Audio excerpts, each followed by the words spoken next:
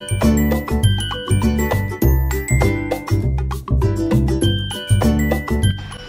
what's up guys? Selamat datang ke Kisah Semasa TV.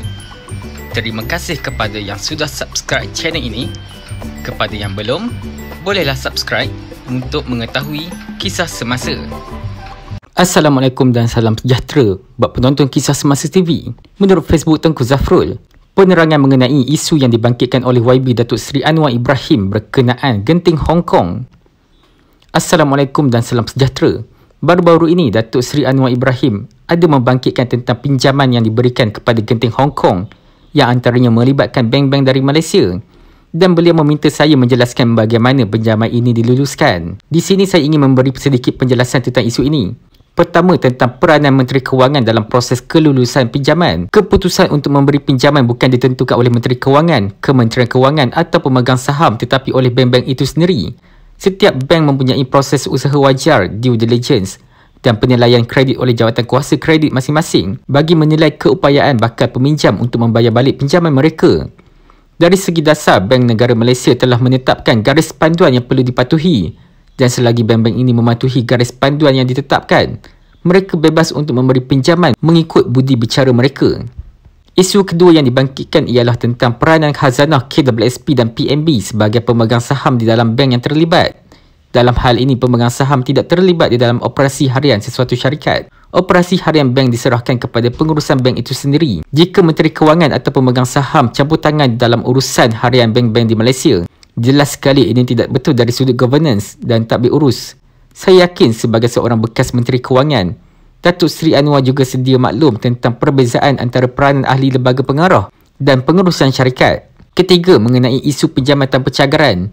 Ingin saya tekankan bahawa hal ini bukanlah sesuatu yang luar biasa dalam sektor perbankan. Bank-bank boleh meluluskan pinjaman tanpa cagaran berdasarkan kesanggupan bank tersebut mengambil risiko pada peringkat dalaman, penilaian kredit yang memenuhi kriteria dan kelulusan berdasarkan proses tadbir urus dalaman.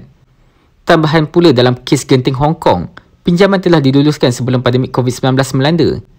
Genting Hong Kong ini adalah syarikat dalam sektor libur atau leisure sector, termasuklah pelancongan. Tapi bila COVID melanda, banyak syarikat yang bergantung kepada pelancongan terjejas. Ini sudah tentu sesuatu yang tidak dapat dijangka semasa pinjaman diluluskan. Harus diingat bahawa bukan sahaja bank tempatan yang memberi pinjaman tanpa cagaran kepada Genting Hong Kong, malah turut melibatkan bank-bank dari luar negara. Semua bank-bank ini juga turut perlu memenuhi garis panduan dalaman serta garis panduan bank pusat masing-masing sebelum memberi pinjaman. Adakah Datuk Seri ingin memberi gambaran bahawa semua bank-bank dari luar negara ini juga telah bertindak sembrono dalam memberi pinjaman kepada Genting Hong Kong? Akhir sekali, mengenai isu pinjaman diberi kepada syarikat perjudian seperti Genting. Masyarakat Malaysia merangkumi pelbagai kaum, dan hari ini sektor perbankan Islam Malaysia amat progresif, dan ini membolehkan perbezaan di antara aset-aset syariah dan konvensional. Jadi, kalau isu ini benar-benar penting, mengapa semasa Datuk Seri menjadi Menteri Kewangan, tiada arahan dikeluarkan kepada bank-bank tempatan supaya tidak memberi pinjaman kepada kumpulan Genting? Pengisytiharan Genting Hong Kong sebagai muflis amat dikesali. Walau bagaimanapun, ingin saya tegaskan bahawa bank-bank yang terlibat dan sektor perbankan Malaysia secara keseluruhannya amatlah berdaya tahan dalam mengharungi pelbagai cabaran operasi perniagaan semasa. Sektor perbankan sebenarnya telah mengalami banyak penambahbaikan berbanding tahun 1998, iaitu semasa Asian Financial Crisis dan Datuk Seri memegang tampuk Kementerian Kewangan. Nisbah pinjaman tak berbayar pada Disember 1998 melonjak ke 18.6%. Pada waktu itu juga, nisbah perlindungan kerugian pinjaman hanya di tahap 55.9%, iaitu untuk setiap RM1 yang dipinjamkan, hanya hampir 60 sen diperuntukkan bagi menangani kemungkinan pinjaman tidak dibayar. Sejak krisis itu, sistem perbankan Malaysia telah diperkukuhkan dan kini lebih berdaya tahan.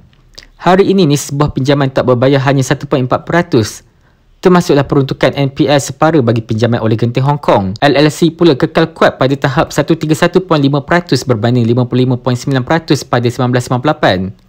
Jadi, sistem kewangan Malaysia kekal kukuh dan tidak timbul sebarang masalah kecairan di pasaran. Saya harap penerangan ini dapat menjelaskan sebarang kemusykilan yang timbul. Terima kasih. Kiranya anda ada sebarang pendapat, boleh tinggalkan di ruangan komen guys.